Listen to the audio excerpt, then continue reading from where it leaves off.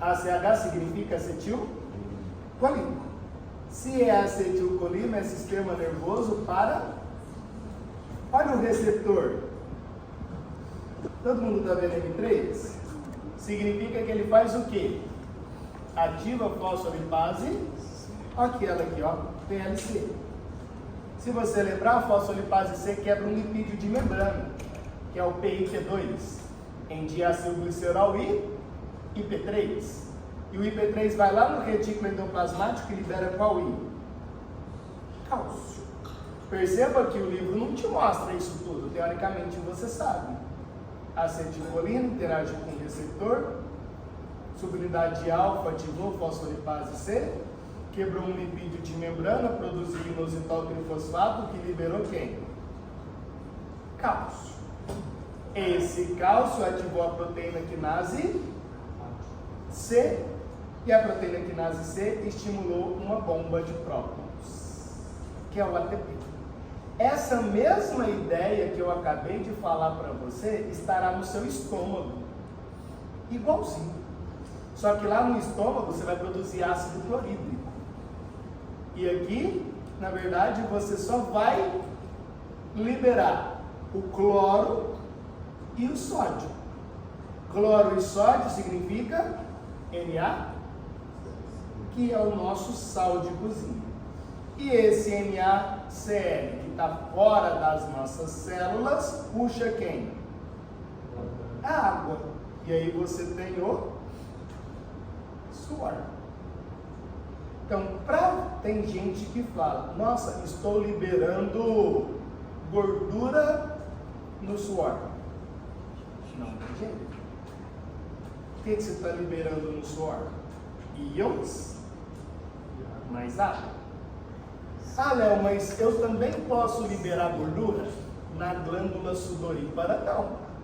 Mas você tem glândulas sebáceas. As glândulas sebáceas, beleza. Mas as glândulas sudoríparas liberam água, cloro, sódio.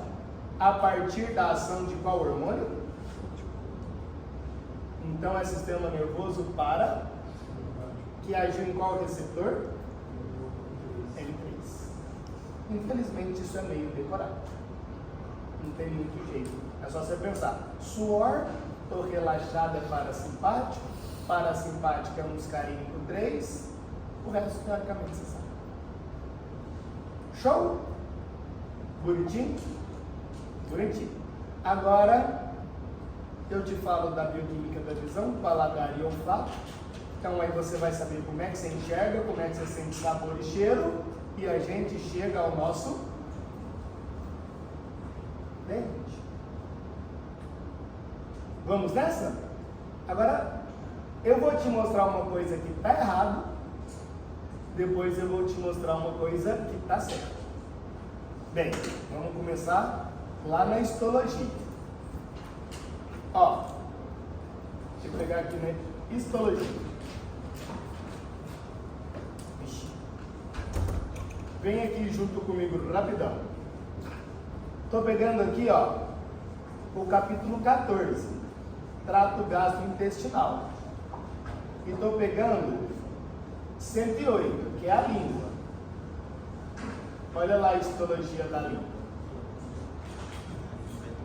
Isso aqui, ó, tinha que diminuir. Não está querendo diminuir. Isso que você está vendo aqui, ó, a gente chama isso de papilas. Tudo bem? São conhecidas 4 papilas. Essa é uma delas. A gente vai chamar isso de papilas fungiformes, e a gente tem as papilas foliáceas, as papilas circunvaladas e as papilas filiformes. Isso aqui que você está vendo, ó, isso que você está vendo é musculatura. Isso é musculatura estriada, esquelética. Contudo, não tem esqueleto na língua, não sei se você sabe.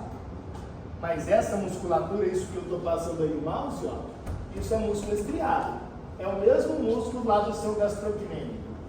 Não é. Isso aqui embaixo, ó, isso aqui, ó, são glândulas. Aqui você tem glândulas salivares, que são essas aqui de cima, ó. Essas glândulas aqui, elas produzem a saliva, tá? E essas glândulas aqui de baixo, ó, produzem o muco, tá bom? As branquinhas produzem muco e essas roxinhas aqui, deixa eu pegar para você ver, bonitinho, ó. Se der certo, se atualizar, atualiza. Não quis.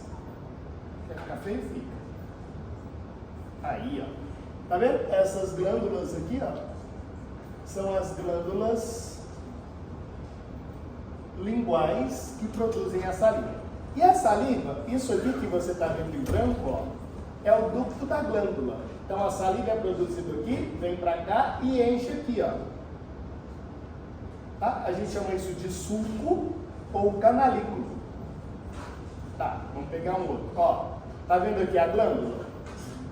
Isso é o canalículo da glândula. Então, a saliva é produzida aqui, vem para cá e sai aqui, ó, no sulco ou canalículo. O que que você tem nesse sulco ou canalículo? Vou aumentar aqui para ficar gigante. Isso, ó. Isso aqui clarinho, ó, chama botão gustatório. É aqui que você sente sabor. Então, deixa eu diminuir aqui para você visualizar. Esse é um botão gustatório, esse é outro botão gustatório, aqui é o terceiro, o quarto, o quinto. Então, esses botões gustatórios ficam dentro do sulco. Deixa eu pegar aqui, olha esses. Olha outro sulco. Bem? Sim? Vamos aumentar aqui, ficar gigante. Deu tudo errado. Atualiza, tá? Não quer atualizar. Isso. Então isso aqui, ó, chama botões gustatórios. Antigamente, isso é pouquíssimo tempo atrás, acreditava-se que cada região da língua era responsável por um sabor. Hoje não é mais. Cada célula dessa, você consegue perceber aqui, ó, o núcleo dessas células? Sim? Cada célula dessa é responsável por um sabor. Então não é mais região, é a própria papila. Então o que que tem que acontecer, ó? Quando você come alguma coisa, essa alguma coisa está aqui. Aí essa alguma coisa tem molécula de sabor. Essa molécula de sabor entra no sulco e se liga às papilas, aos botões gustatórios. E aí, se ligou ao botão gustatório, você tem a sensação. Quando você está gripado, você precisa desbloquear o telefone vermelho. Não vou desbloquear. Quando você está gripado, 7 ligações. Aqui estão as 3 primeiras. quando você está gripado, você enche esse suco de muco. E aí a molécula de sabor não consegue encontrar o bulbo, não consegue encontrar o botão gustatório. E aí você deixa de sentir sabor. Então, para sentir sabor, a molécula tem que chegar até aqui. Entendeu isso? Se você encobre esse canalículo, na verdade esse suco, a molécula de sabor fica presa e você não sente o sabor. Show de bola? Entendeu? Tá. Se você entendeu isso, agora a gente volta para cá. Olha só. Quando você pensa no sabor, você também tem que pensar no cheiro, no odor. Essas duas coisas, elas andam juntos pra gente. Então, dá uma olhadinha nisso aqui, ó. Acho que você está conseguindo perceber. Esse esquema aqui, ó, é do botão gustatório, certo? Perceba que cada célula dessa é o que você acabou de visualizar lá na histologia. A molécula de sabor tem que chegar onde? Para você sentir o sabor. Nós vamos ter 5 sabores principais. todos são visualizados em cada uma desses grupos celulares. Se você sentir cheiro, o cheiro ele tem que entrar nas suas vias aéreas e aqui em cima, ó, em cima das nossas coanas, nós temos o nosso centro de odor, que são essas células que você está vendo aqui, ó. Essas células. Então a molécula de odor, ela tem que chegar e achar o seu receptor. Bonitinho? Se você está gripado, o que acontece com a produção de muco? Aumenta ou diminui? Aumenta. E se você tem muco aqui dentro, a molécula de odor consegue chegar até o seu receptor? Não. Você sente cheiro? Não. Então, tanto o sabor quanto o cheiro, na gripe, são perdidos por um processo de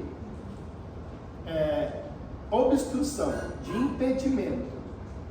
Então, o excesso de muco impede com que a molécula de odor chegue no centro olfatório e o mesmo muco, só que agora na nossa língua, impede com que a molécula de sabor encontre as nossas papilas gustativas. Quando você não sente cheiro e não sente sabor, o que acontece com a sua fome? Aumenta ou diminui? Então você para de comer na gripe porque você deixa de sentir odor e sabor. E isso simplesmente porque você aumentou a produção de muco. E o muco, ele é produzido para matar vírus e bactérias. Sim, bonitinhos? Bonitinhos. Como é que é a sensação de sabor e de cheiro? Essa aqui, ó, é da molécula odorante. Então a gente está pensando aqui na sensação do cheiro. Você vai perceber que você conhece tudo. Não tem nada de novidade pra gente. Olha só. Esse Ozinho representa a molécula odorante. Esse amarelo claro representa o muco. Beleza? Esse OR é o receptor de qual molécula? Odorante. Perceba que essa molécula odorante, quando se liga ao receptor, ativa uma proteína em verde. Como é que ela chama? Subunidade alfa ativa adenilato, que converteu ATP, e o AMP cíclico abriu o canal de cálcio. O cálcio entrou. O cálcio abriu o canal de cloro. O cloro saiu. Então, a entrada de cálcio e a saída de cloro significa: estou despolarizando o meu neurônio olfativo. E isso vai chegar lá no nosso tálamo. E você tem a percepção do cheiro. Nossa, foi bom esse cheiro. Isso tudo teve que acontecer. Claro que a gente tem diferentes cheiros. Hoje se conhece aproximadamente 400 tipos de receptores. Você é capaz de diferenciar 400 tipos de cheiro diferentes. Todos, a grande maioria, muda o receptor. E aí muda a quantidade de despolarização. Consequentemente, a sensação neuronal é diferente. E aí você tem diferentes padrões de cheiro. Qual é o sonho da televisão? O sonho da televisão é conseguir produzir uma onda que estimule o receptor do odor. Aí você vai ter uma propaganda do McDonald's e você vai sentir o cheiro do McDonald's olhando para aquela propaganda. Isso seria estranho, né? No mínimo estranho. Mas teoricamente possível é. Então, isso é verdade. Agora eu vou te mostrar uma coisa que é mentira, que é isso. Esse slide está mostrando para a gente a sensação de sabor. Então, esse S é o sabor. O S se ligou ao receptor de sabor, que está ligado a qual proteína? Perceba que não muda. A subunidade alfa ativou quem? Não muda. Produziu AMP cíclico, proteína quinase A, só que agora muda. Aqui era quais canais? Cálcio, cloro. E aqui é o canal de potássio. Aí o canal de potássio estava aberto, ele fecha. Isso é a polarização da membrana plasmática e você tem o sentimento de sabor. Isso é verdade? Não.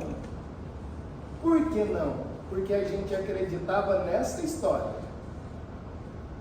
O que mostra essa figura? Na ponta da língua você tem a sensação doce. No meio da língua você tem a sensação de salgado. Nas laterais e atrás você teria a sensação de azedo e amargo. Isso é verdade? Não mais. Não é que é mentira, é porque é incompleto.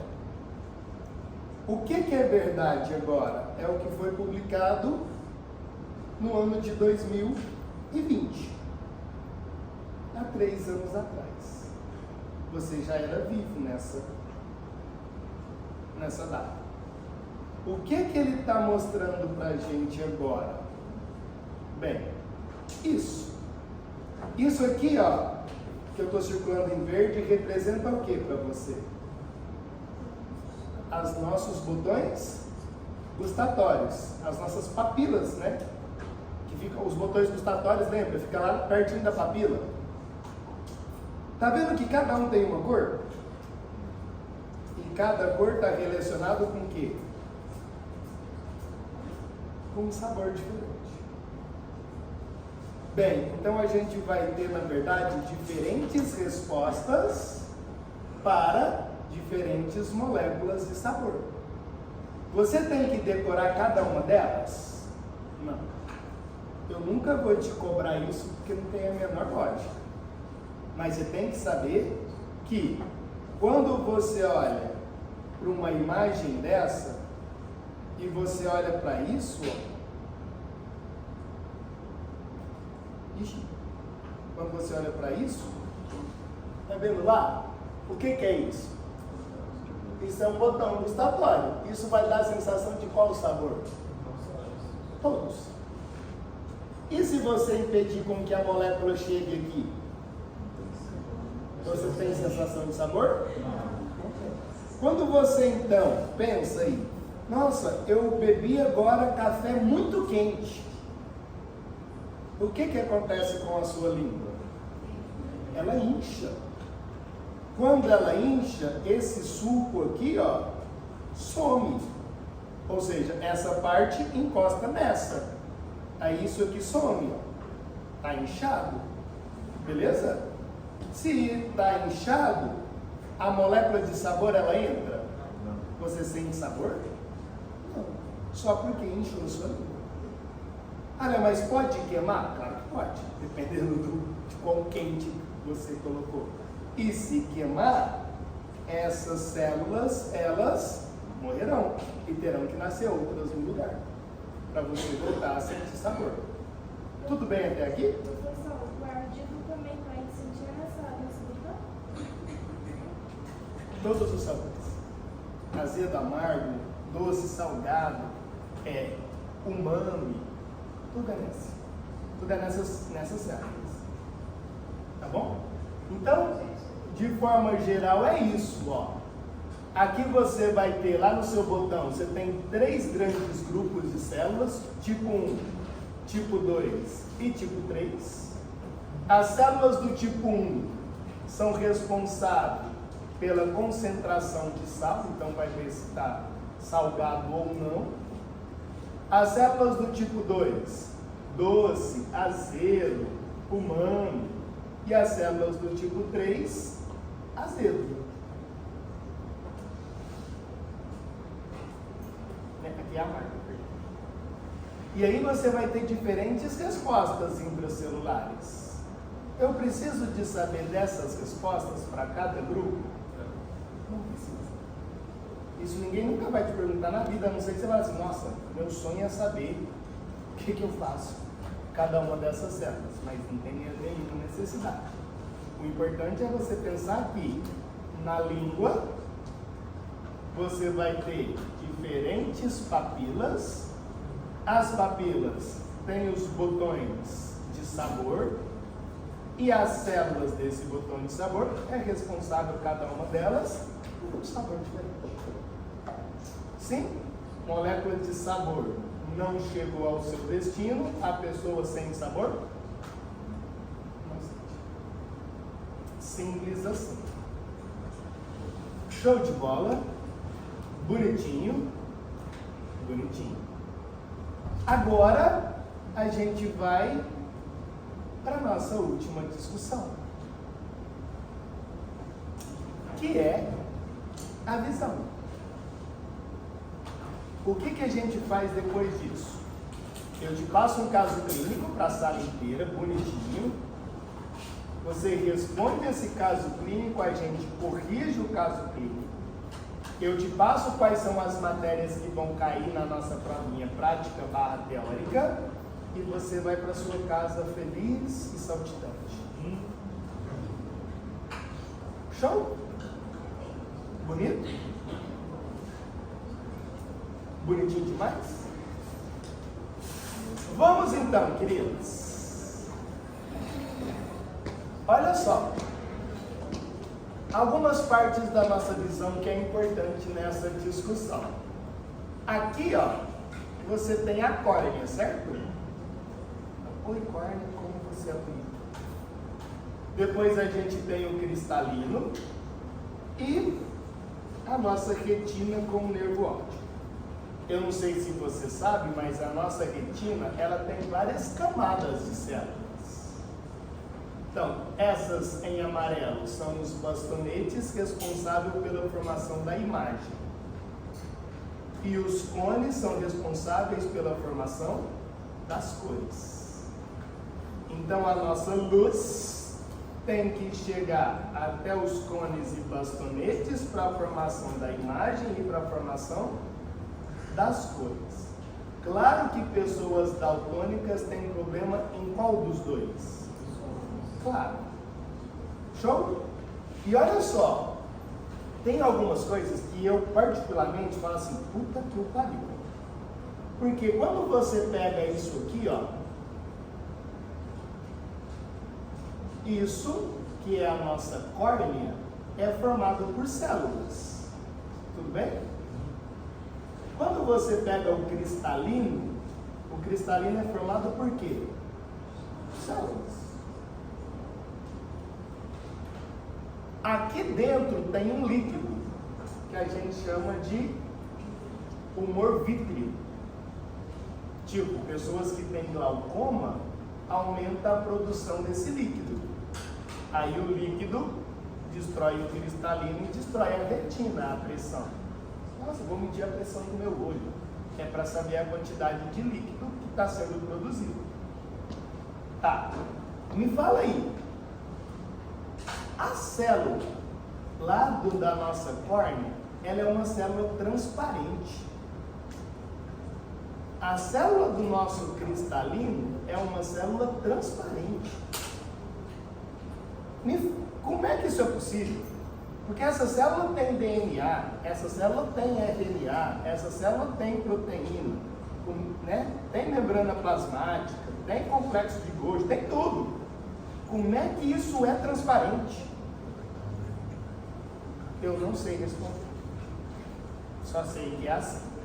Mas é transparente. A luz chegou até aqui. Até os nossos bastonetes. Esse é o seu último slide da vida. Que é como que a luz estimula a formação da imagem. Vai junto comigo que eu te libero.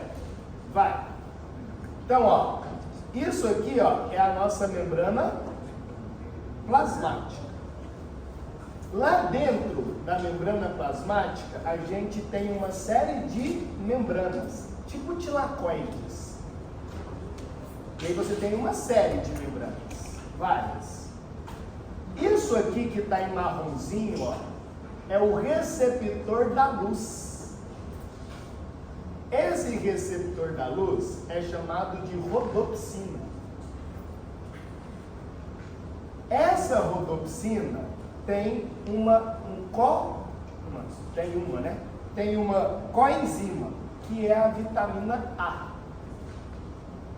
A vitamina A tem esse desenho, ó. Essa seria a vitamina A.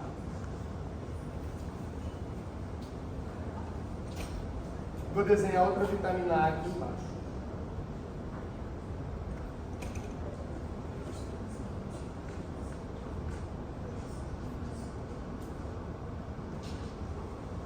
Ixi, errado. Ai, deu certo.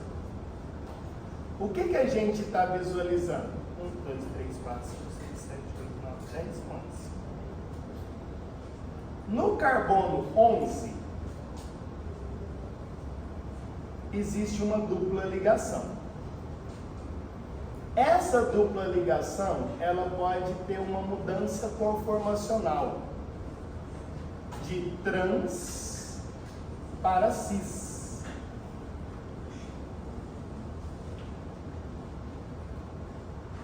Quem que muda essa conformação? A luz. A luz, quando chega na rodopsina, encontra trans e muda para a configuração cis. Então a gente tem o 11 trans retinal, todo trans retinal para 11 cis retinal. Então essa de cima é chamada de todo trans retinal, que é a vitamina A. E o de baixo é chamado de 11 cis retinal. Quem que muda essa configuração espacial? A luz. A luz. Significa, se você tiver uma doença chamada de hipovitaminose, qual vitamina você está pensando? Você tem uma doença chamada de cegueira noturna. Significa que em baixa quantidade luminosa não forma imagem. Não forma imagem porque você tem deficiência na vitamina A. E aí você tem pouca molécula que é receptora para a luz. O que você faz? Dá vitamina A para o paciente. Aí ele volta a enxergar com pouca luz. Olhou para lá então, agora está acabando. Ó, você já entendeu. Então, a luz, ela vai transformar 11 cis em todo trans e todo trans em 11 cis. Fica brincando disso. Então, deixa eu aumentar aqui para ver se vai dar certo. Não vai dar certo. Mas o que a gente tem aqui, ó? Espero que você esteja enxergando. A luz ativou a vitamina A. Como é que chama o receptor? Rodopsina. Esse receptor está associado a uma proteína. Proteína G. Só que no olho ela muda de nome. Essa proteína G ela é chamada de transducina. Então a transducina é a proteína G. Subunidade alfa ativa fosfodiesterase. Então fica assim, ó. O que você já sabe? Ó, quando você pega receptor associado à proteína G, o que eu já te falei? Que a subunidade alfa ativa a fosfolipase C ou a subunidade alfa ativa a adenilato ciclase. Agora é uma terceira via. A subunidade alfa ativa a fosfodiesterase. Isso aqui, ó, acontece onde? Lá dentro dos seus bastonetes. Como é que chama a proteína G que ativa a fosfodiesterase? Transducina. Quem que estimulou a transducina? A rodopsina. Qual era a vitamina que estava lá na rodopsina? Então, a vitamina A ativa a transducina e a subunidade alfa ativa quem? Fosfodiesterase. O que essa bendita molécula faz, a fosfodiesterase? Ela consome o GMP cíclico. Então, a fosfodiesterase acaba com o GMP cíclico. Mas para que eu precisava do GMP cíclico? Você precisava do GMP cíclico para que o canal de sódio e de cálcio ficassem abertos. Quando você acaba com o GMP cíclico, o canal que estava aberto, ele se fecha. Então, a lógica é assim, ó. Eu preciso de enxergar. Para eu enxergar, eu tenho que fechar canal de sódio e de cálcio. Como é que eu fecho? Eu acabo com o meu GMP cíclico. Aí ele fecha. Quando fecha, a membrana hiperpolariza. E essa hiperpolarização significa a luz está formando imagem. Vai junto comigo a última vez, vê se você entendeu. Qual é o receptor da luz? Rodopsina. Qual é a vitamina que está lá dentro? Vai, queridos. Proteína G, como é que ela chama? Subunidade alfa da transducina ativou a fósforo que consumiu o GMP. O que o GMP cíclico fez? Ausência dele. Fechou os canais. E isso fez o que com a célula? Hiperpolarizou. Essa hiperpolarização é o sinal. Quando você pisca, o que acontece? Você deixa de formar imagem. Quando você está num ambiente sem a luz, num ambiente escuro, você consegue enxergar? Não. Mas por que você não enxerga? Porque não tem luz. Você só enxerga na presença da luz. Se tirar a luz, a sua célula não funciona. Simples assim. Existem duas moléculas, duas enzimas, a gente chama de recoverina e arrestina, que vai transformar o todo trans em 11-cis. E o Sol transforma 11-cis em todo trans.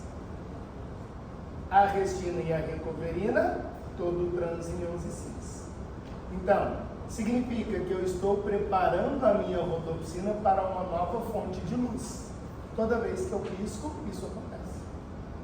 Então, esse processo é extremamente rápido.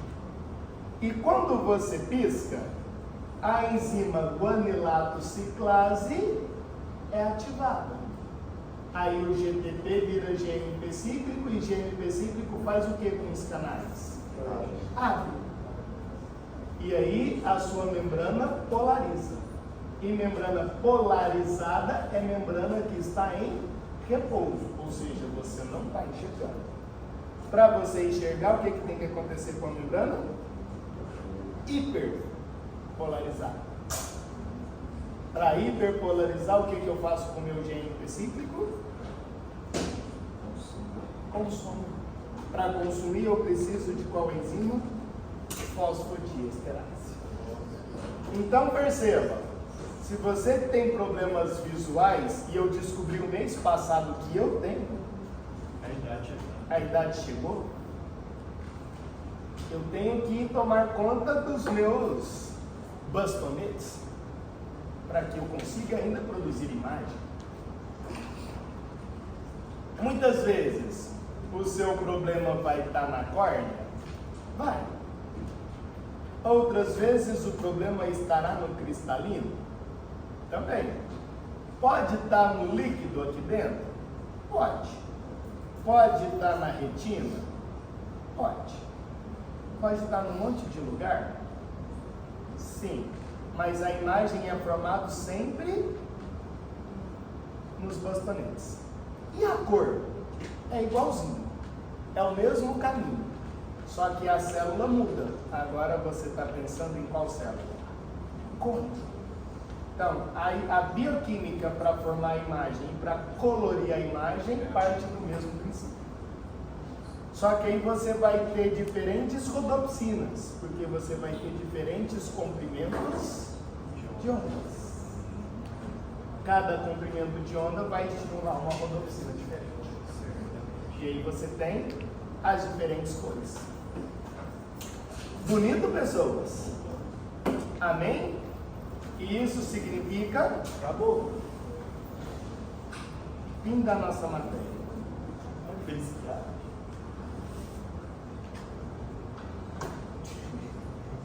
O que a gente vê amanhã? Amanhã a gente vê um negócio na genética que é muito importantinho para vocês. Que para mim a Rosaninha tinha falado hoje, mas ela não falou, ela deve falar semana que vem. Que é uma brincadeirinha sobre epigenética. Às vezes ela falou e eu nem sei. Ela falou para você de acetilação, de metilação de DNA? Essa é a última aula. Essa é a última. Então eu vou falar disso amanhã e aí na semana que vem você finge que você não sabe. Tá bom? Aí a gente vai ser inteligente demais, né? Ela falou, aí, Vai, fala, nossa, nossa, o primeiro período tá inteligente demais, velho. Então a epigenética a gente vai brincar amanhã. Tá bom? Vou passar para você o nosso caso clínico, você faz e eu te passo a matéria da prova, você vai embora. Nossa, que maravilha. Vai dar super certo. E eu vou brincar de fazer prova de recuperação. Deixa eu explicar que você